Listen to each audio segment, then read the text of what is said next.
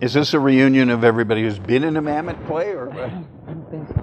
No. be interesting? Well, ladies and gentlemen, on the off chance that I'm appearing on your television set at this moment, this is the Fun Show here at Big TV. This is actually the September 10th edition of the Fun Show. We're one regular short. Our producer, Mike Sallin, is off celebrating New Year's tonight, and so... You know what year it is? No, I don't. I think it's 5779. That sounds good, which means 2 years ago it was 5777. Yeah. I wish I'd known that 2 years ago. Anyway, Happy New Year to everybody, and Mazel Tov. And we are very close to home at long last. We're sitting over here at BIG, and we're not in our studio because there's a very interesting project going on in our studio that has something to do with an opera, which I assume that you will hear more about later, but here we are. Now, in all our time on the air, we have had two guests who were actively running for local offices on our show. And I say with a certain amount of satisfaction that we're batting 1,000 because they both got elected. And this year it was Tommy Vitola, who was our last guest, frankly, on this show, since we missed 2 weeks. And Tommy did very well, and you guys did very well, because in spite of it being the day after Labor Day and a primary election and et cetera, the turnout, at least in Brookline, was better than expected. Oh. And so there were at least 1,000 votes more than had been anticipated. And Tommy won in a close fight, but he won decisively. Okay. And my friend Bill Galvin, I think, lost Brookline by 300 votes, but statewide he won convincingly. And Josh Zakem got taught a lesson in manners as he got convincingly beaten. And we had some other interesting situations in the state. Down closer to you, we had Alana Presley, who upset a 10-term congressman with whom she agreed on almost every single issue, which was interesting. A lot of the national commentators, and it was big national news, a lot of the national commentators totally, in my opinion, misrepresented, what had gone on.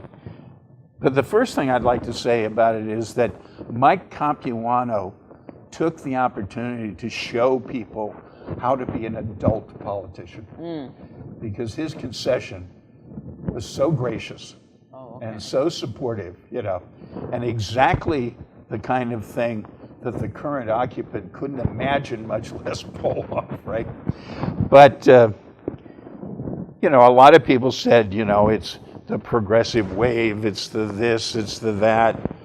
And in my opinion, and it's only my opinion, it was a case of she was young, relatively well-known, black, inner city, which was critical, because this is a congressional district which is dominated by city, not just Boston, but Cambridge is a real city, And the congressman's from Somerville, right? Well, Somerville isn't exactly suburban. No, it's funky. It's kind of a funky town. I like Somerville. But it's a long way from the heart of Boston. Yeah. And I think, and then, yes, she was aggressively progressive. But that part of it on my list probably came in about fourth on it. And it's interesting because she's going to be the next congressman, and It's hard to believe, 'Cause I had someone put on Facebook that was on Facebook saying, "Yet another white man being pushed out by a purple." And I could, you know what I did? I don't understand everything, but I figured it out, and I said, unfriended that person. I can't even be bothered. Well, you know, that's like the people and the organizations and at least one college who are complaining about Nike's ad with Colin Kaepernick in it, right? Mm-hmm. And there's a town in Louisiana where the town manager, I think it is, or something, has now issued an order that nobody wearing anything Nike will be allowed in their recreational facilities. That's illegal. Yes, well, it's Louisiana. Is it illegal in Louisiana? That's the question. Well, but in my opinion, this is the simplest test in the world. Anybody who complains about Colin Kaepernick is raising their hand and said, please put me down in the book as a despicable racist. Yeah. There's no question, there's no argument, there is no way on earth that complaining about Colin Kaepernick makes you or your institution anything but a racist. You know what's interesting? It said that Nike's sales have increased 31%. 31%. And I mean, I know people... After the president asked for a boycott. Yeah, I mean, there's people I've run into, chat with friends that are saying, oh, well, I got to find me something Nike to buy. I got to find me something. Right. I don't even care. I don't usually wear labeled things, but I'm going to wear something Nike. Well, the interesting thing, the Nike marketing department, it's like the second largest sports equipment business in the world. Mm-hmm. And their marketing department could be presumed to be fairly competent, right? Yeah. And they decided that it was good business to get behind Colin Kaepernick. You know, companies like that, they rarely make a moral decision. Yeah. They made a business decision. Good business to get behind. And what it really is that they have now shown that it is good business to spit in Donald Trump's face. You know? And any company that spits in Donald Trump's face, they're going to listen to a little hubbub from the moss-covered rocks. Yeah. And they're going to do very well, because people will spend money to show their support for anybody who stands up against Donald Trump. I tell you that in November, we are going to take at least 35 House seats. Yeah. That's got to be interesting to see what's going to happen. And if Trump is still in there, the first order of business will be impeachment. Although the Republicans, they're running on it. The Republicans are running on impeachment to energize their base, right? Yeah. There isn't a single Democratic candidate out there currently calling for impeachment, in spite of the fact that 54% of the public just polled as being in favor. But the Republicans want them to run on it, so the Republicans are now running on it, you know. But anyway, the biggest blow to these people was John McCain's funeral. Oh, yeah. The various stages of it. Meghan McCain was magnificent. And Trump's only answer from the golf course. Do you realize he has now spent 25% of his presidency on the golf course? Anyway, from the golf course, he tweeted, "Make America great again," in all caps. If there was any contest to prove what a small, petty, insignificant pissant this guy is, that weekend proved it without a doubt. However, that wasn't the only death. Necrology, please. Oh, well, we lost Burt Reynolds. Burt Reynolds. And Paul Taylor, the dancer. He was he choreographed for theater. Yes. And then, Neil Simon. Mr. Neil Simon, The Odd Couple, Your Show of Shows. I know Neil Simon. I've done about 7 of his shows. And I rewrote the last line to Last of the Red Hot Lovers. Okay. Have I seen that before? I mean, I know the show, but James Coco's initial I know he's role. the one because he won a Tony, I think, on Broadway for it. Yeah, but that was his beginning role. Yeah.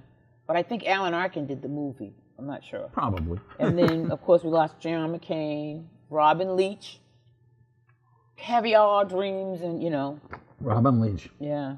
Lifestyles of the Rich That's and it. Famous. Lifestyles of the famous. So yeah, I mean it's Anyway, well, it's not a death. I probably shouldn't make it this close to the thing, but we had a new running back of the Patriots who managed to win their opening game. A young man, well, not a particularly young man, a veteran player who came over by the name of Jeremy Hill, who in the first half of that game was looking really, really good. And he's now out for the season. Oh, jeez. See, I couldn't watch the game because I was sitting in the theater, and then in between shows, myself and our Region 1 representative for our National Theater Association. Take a quick look to see what the score She was, was. and I'd say, she goes, no, it changed. And then I'd hit refresh on my phone. And I'd go, oh, wow, okay. But they got, then it was, because it went from 6 to 14, and then they were up to, I forget what it was. Oh, they got 14 and we were at 20 or 27, but then they got up to 20. So it was so funny. It was just in between shows and adjudications. Beverly Lord and I. It was a bit of a hang-on. It was a bit of a hang-on game.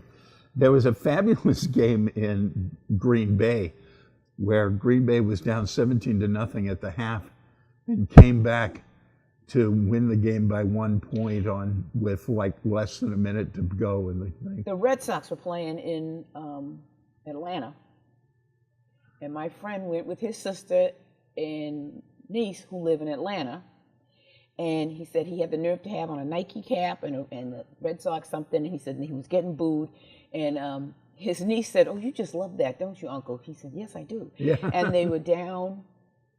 It was 1 to whatever. Then it was like 1 to 10, and he said, I got to be cocky. He says, he kept saying, we'll come back. And his sister's going, you're not coming back from this. And then boom, boom, boom, they won 10 to 11 to 10. And he says, his sister was absolutely furious. It's been a very, very interesting year for that kind of thing. All right. Well, during our absence on things, you had a very interesting and gratifying theater experience. Yes. That I want you to tell the folks about. Well, our theater association in Massachusetts did not have enough shows to be able to afford a festival. And New Hampshire, the New Hampshire Community Theater Association, was gracious enough to let us tack on to theirs. They invited their southern neighbors up. They invited the southern neighbors, and so our American Association of Community Theater said, sure, you can do it, and we'll judge New Hampshire separate from Massachusetts. And only 2 shows from Massachusetts went up, and there was 7 shows from New Hampshire. So the 7 shows, well, actually one of them didn't even show up. So the 6 shows from New Hampshire, they were adjudicated, and because they had 4 or more shows, they were able to send 2 on to regionals. And of our 2 shows, only 1 goes on to regionals. Seems fair. Yeah, and so. And you were up against your traditional rivals anyway. Well. Here's the thing, though. Hobby Players, I belong to that club as a member, and I love them dearly. And I thought, oh man, they're going to cream us because I'd seen the whole piece, and I saw it, and when we saw the cutting, and we were dumbfounded that we won. So mine is a one character piece, and I turned into a 5-year-old, and I said, I want to call you stepmother. I want to call you stepmother. And she said, well, and I said, well, let's do it together. And I said, okay. So we get on the phone afterwards, and we go out there, and I say, hi. She says, oh, hi. And I said, what are you doing on March 9th? And she says, I don't know. March 9th? She says, March 9th? I don't know. I said, well, why don't you and your husband buy me a cup of coffee? She went, okay. Hold the date. I said, in Connecticut. And she goes, what are you saying, Susan? I said, we won. And she just started flipping out on the phone, and her husband's in the background going, what happened? What's the matter? What's wrong? And so she said, are you teasing me? And I said, I would not tease you on this because I know you would zoom up here from Memphis and kill me. Okay, so here's the story. Mm-hmm. The star of your show, which is not debatable since it's a one-character show, the star of your show is a college student. Yes, she's going to grad school. Is she going to be available on that date? Yes. Okay. Because first off, it's a weekend. Okay. March 9th is a Saturday, so after we can get her down, just like this weekend. Yeah. We performed on a Saturday night, so she took the bus up from Manhattan to Concord, and we rehearsed that night, went over stuff, went over lines, went over things, because we had our tech Saturday night. Our tech was at 10 p.m. And she got into Concord at 7:30. We did everything, and then we performed Saturday night, and then we stayed, watched Sundays, and stayed for the awards. And then she rode back with us to Boston, and we put her on a bus back to New York. Sounded like a great weekend, since you were renting a very nice rural farmhouse. Oh my gosh, beautiful farmhouse. Pool, fire pit, the whole thing. Pool, and it had fireplaces, and it had but we sat out with the fire at the fire pit. This sounds like a TV show, at least, if not a movie. You know, all these community theater types from more than one organization sharing an accommodation, a lovely red barn-like looking house in the middle of rolling fields. This would make a nice episode. Well, we were trying to figure, the woman who got the place for us, she was actually the director of the other piece. Yeah. And everyone else was from our show, because her actors and crew didn't come up till Sunday morning, because they were performing Sunday afternoon. And she was going, this place is great. We got to find some excuse to come back here. She said, I don't know what it is. You know, I said, well, maybe I'll have a Tiddlywink conference. But it was in Chester, New Hampshire. Chester, New Hampshire. Yeah. The festival was, it was like something like 30, 35 minutes from Concord, but yeah. Oh, incidentally, while we're at it, we also had an interesting victory in the district attorney's race. Oh, okay. I can't remember her name, but a young black woman won the primary for district attorney and probably stands to be the next Suffolk County district attorney, which will be cool. Anyway, so you did this. This is the same show, if I remember, that you did last year in New York. Yes, we took it to New York to it's called a place called the Producers Theater, and so we did it there for 4 performances. Yes. And prior to that, we did it in April at the Watertown, at the Black Box. Right, at the old Arsenal. Yes, at the place. at the Watertown. So you're getting a lot of mileage out of this show. Well, you know, we were approached by one of the adjudicators afterwards, and he's a professor at Fitchburg State, and he says, I'd really like you to bring this to Fitchburg State. And our director, the guy he's okay, he says, well, we'll talk about it. And he says, oh, okay. All right, tell the people quickly what this play is about, because it's not your first idea of what the play might be. Yeah, I know, because when people hear it, they think it's about Lena Horne. It's called Who Will Sing for Lena, and it's about Lena Mae Baker, and she is the only female ever to be executed in the Georgia electric chair, and it happened in 1945. She was... it won't surprise anyone that she was African American. Right. She was raped by her boss, and she shot him and killed him. Yeah, she was a domestic maid. Yes, and she took care of him. And she took care of him over a long period of time, and just it got to a point where she couldn't take it anymore. And so, her trial lasted maybe an hour, and the deliberation was 15 minutes. And it was 60 years afterwards that the state of Georgia commuted. What was the date? It was 1945. 1945. Yeah. Okay. Yeah, well, it's interesting, and congratulations on doing well. It's been an interesting time for the current occupant of the White House of late. Yes, we all have to suppress our gag reflex when we say that. But there was Omarosa's tapes. Yeah. There was. I heard she said another one she came out with. See, I've been out of the loop all weekend. I saw something. Yeah, she came out with one, I think, this morning. Oh, okay. On something, and it was, it included his spokesliar, Sarah Sanders, and I've given him a new title, spokesliar, and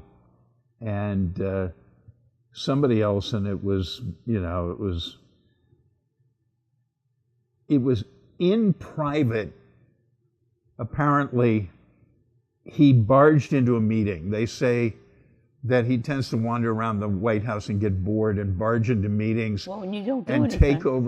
take over the meeting on whatever happens to be on his alleged mind, having nothing to do with the meeting. So he barged in this meeting and he started ranting just a spew of lies about Hillary Clinton and stuff.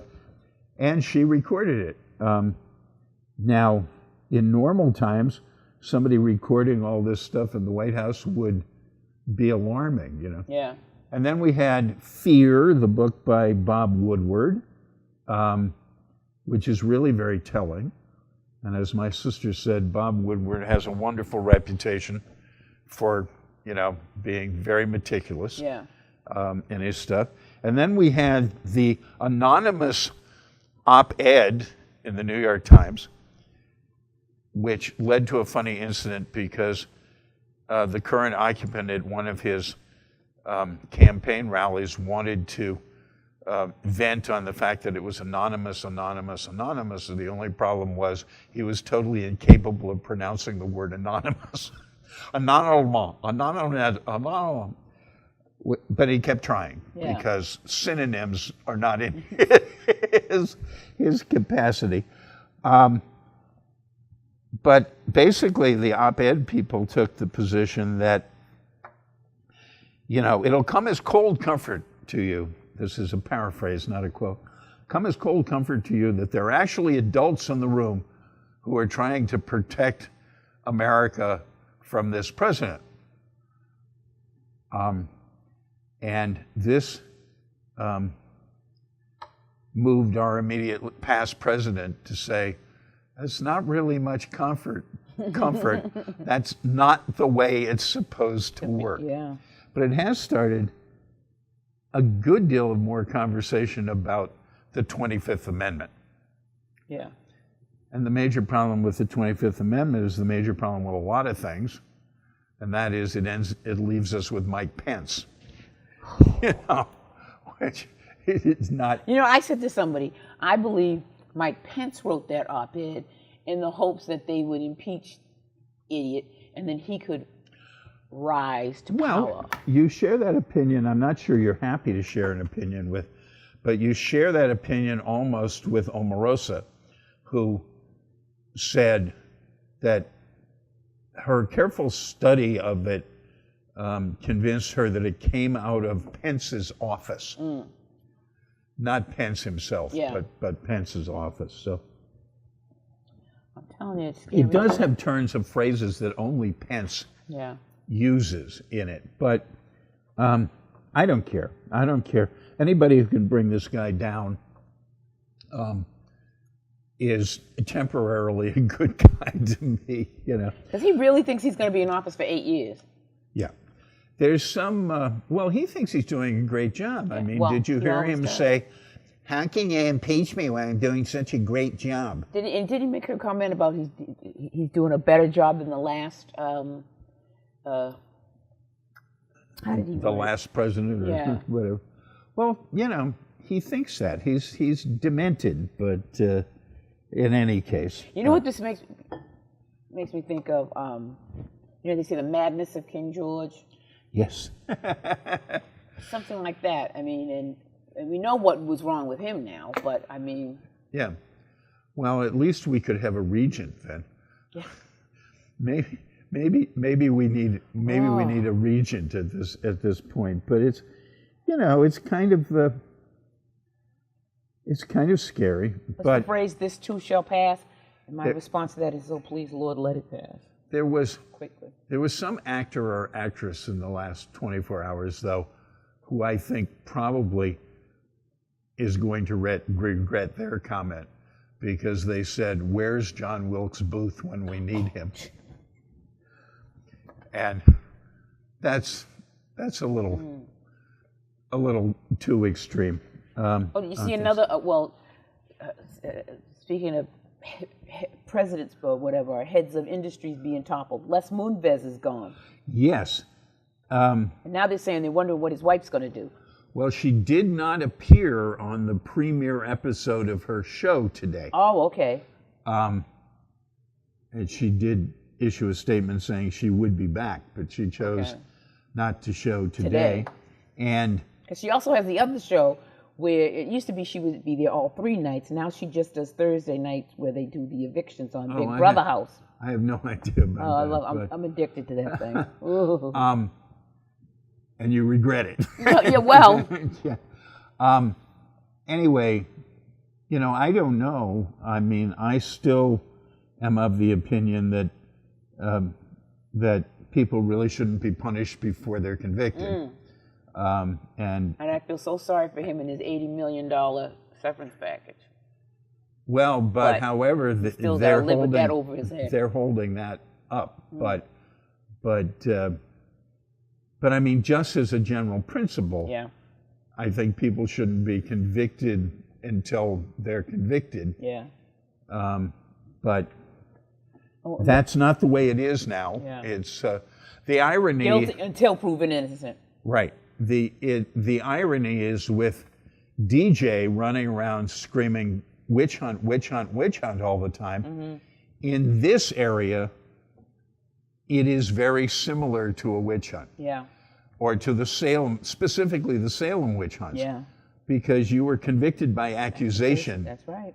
In those days, and of course, at least in our minds today, it's very clear that. Well, the last thing I want to, because we haven't been there since this happened.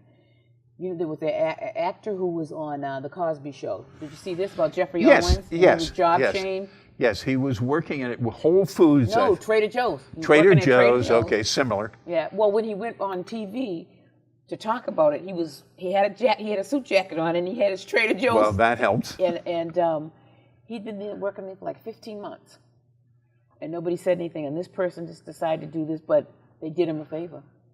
Well, in a sense, they did him a favor, although he didn't feel that he was suffering. In fact, he initially turned the offers he got down. He's now accepted some show and stuff. He's doing something with Tyler Perry on the OWN network.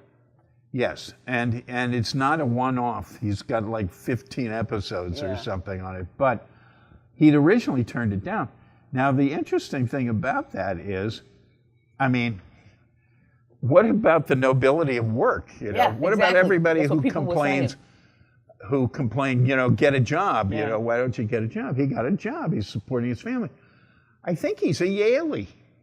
He could be. Yeah, no, I think he's a Yalie. But the thing of it is they say, a lot of actors. So they when they're acting, they wait tables. Nobody had anything to say about that, but we have 56 seconds. So did you? Except generally, it's when they're young. Yeah. Well. Right, so, all right, we were going to talk about this ridiculous incident in Dallas, Texas, but we don't really have time to do much about it. It's a great shame.